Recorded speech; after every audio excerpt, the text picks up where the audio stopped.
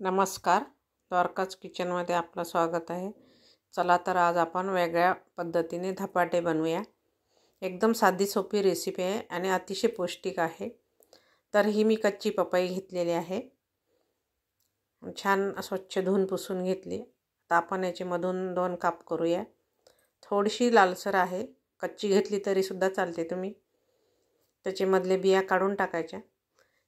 तुम्हाला जर आवडत असेल तर थोडी पिकलेली घेतली तरी चालते किंवा कच्ची घेतली तरी सुद्धा चालते। तर आज आपण फक्त तांदळाचे पीठ वापरणार आहोत पराठे बनवताना।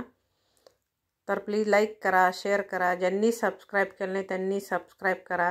रेसिपी आवडल्यास कमेंट नक्की करा।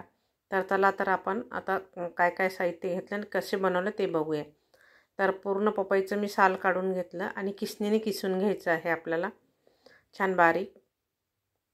आता आपण सगळी पपई किसून घेतली आणि आपण आता मसाला तयार करूया। कोथिंबीर, कढीपत्ता, हिरवी मिरची आणि लसणाच्या 10-15 पाकळ्या। तिखट तुम्ही तुमच्या आवडीनुसार कमी जास्त करू शकता। थोडेसे शेंगदाणे घातले मुठभर। आपण हे सगळं जाडसर भरडून घेणार आहोत मिक्सरमधून, खूप बारीक नाही करायचं आहे।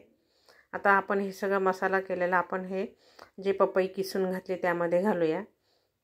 लाल तिखट, अर्धा चमचा हळद, हिंग, मीठ, काळा मीठ घातलं, ओवा पावडर घातली अर्धा चमचा आणि आता आपल्याला तांदळाचं पीठ घालून हे छान घट्ट गोळा बनवून घ्यायचा आहे आपल्याला। याच्यामध्ये तुम्ही हवा असल्यास तीळ पण घालू शकता। याच्यामध्ये थोडं थोडं करत आपल्याला हे छान घट्ट पीठ भिजवून घ्यायचं आहे।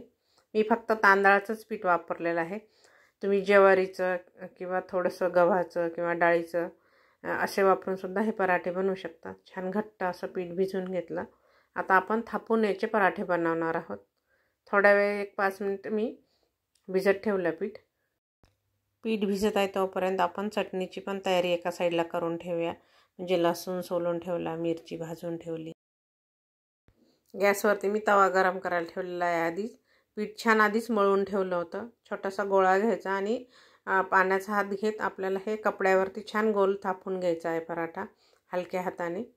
तुम्ही आकार जेवढा पाहिजे तेवढा देऊ शकता। छोट्या छोट्या पुऱ्यासारखं केलं तरी सुद्धा छान लागते।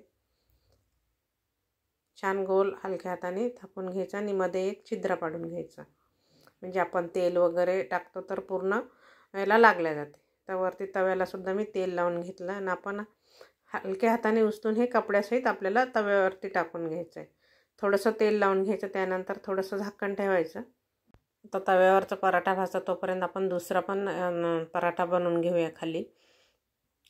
तुम्हाला अजून एक कसं थापून घ्यायचं ते दाखवते। आणि वरचं सुद्धा आपण सारखं खालीवर करत राहायचं, कारण दोन्ही साईडने आपल्याला व्यवस्थित खरपूस भाजून घ्यायचं आहे। बघू शकता कलरही छान आला। तुम्ही बटरही वापरू शकता किंवा तूप सुद्धा लावू शकता। आणि गॅस कमी जास्त करत छान छान मऊसूत असे आपले हे पराठे तयार होतात। तुम्ही प्रवासातही नेऊ शकता किंवा लहान मुलांना टिफिनला सुद्धा देऊ शकता। असं वात्रट वगैरे होत नाही, छान नरम राहतात किंवा तुम्ही पुऱ्या सुद्धा बनवू शकता याच्या। तर याप्रमाणे आपण असे पराठे बनवून घेऊया। सकाळच्या नाश्त्यासाठी छान गरमागरम आपले कच्च्या पपईचे हे पराठे आहेत।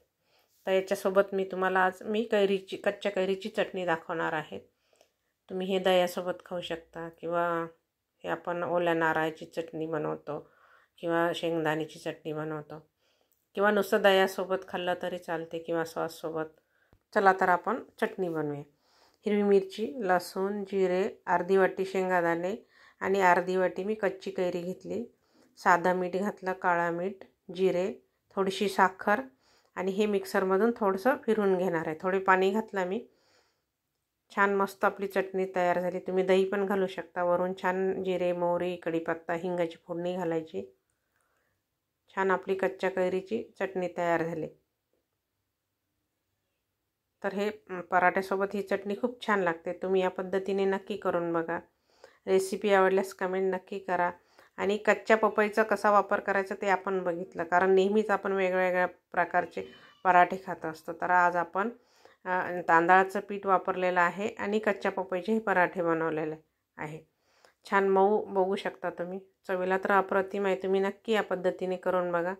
धन्यवाद।